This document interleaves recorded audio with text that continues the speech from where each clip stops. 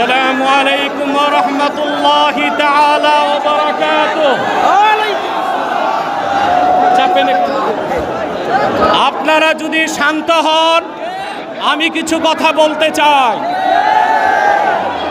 আজকে নির্যাতিত নিপীড়িত ফিলিস্তিনি মুসলমানদের স্বাধীনতার দাবিতে শত প্রতিবন্ধকতার পরেও আপনারা যে উপস্থিত ঘটিয়েছেন আজকের এই ঢাকা শহরে, যদি কোনো বাধা না আসতো তাহলে সরোয়ারদের মতো 10টা উদ্যানেও মানুষ জায়গা দেওয়া যেত না।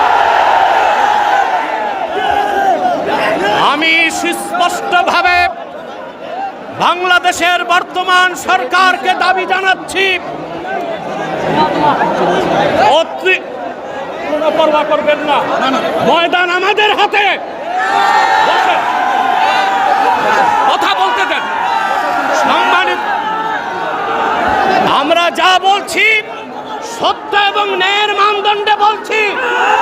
প্রশাসনকে ভয় করার কোনো দরকার নাই আমাদের। বাংলাদেশ সরকারকে রাষ্ট্রীয়ভাবে জাতিসংঘের কাছে প্রতিবেদন করতে বলছি। 57টি মুসলিম রাষ্ট্র থেকে বাইতুল মুকাদ্দাসের ইজ্জত রক্ষায় মুসলিম সেনাবাহিনীর সদস্যদেরকে পাঠাতে হবে।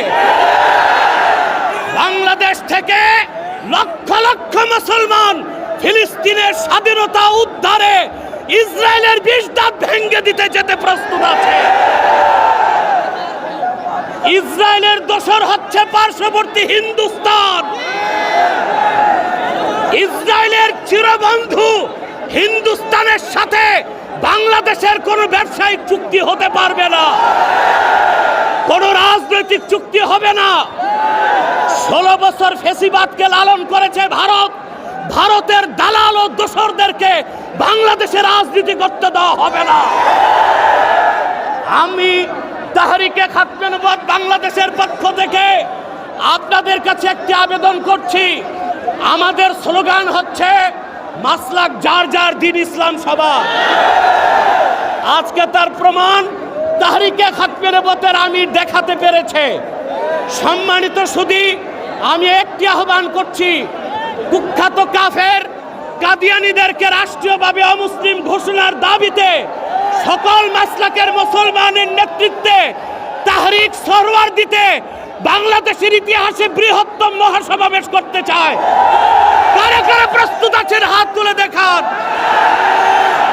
আখির দাওয়ানা আনিল হামদুলিল্লাহি রাব্বিল আলামিন।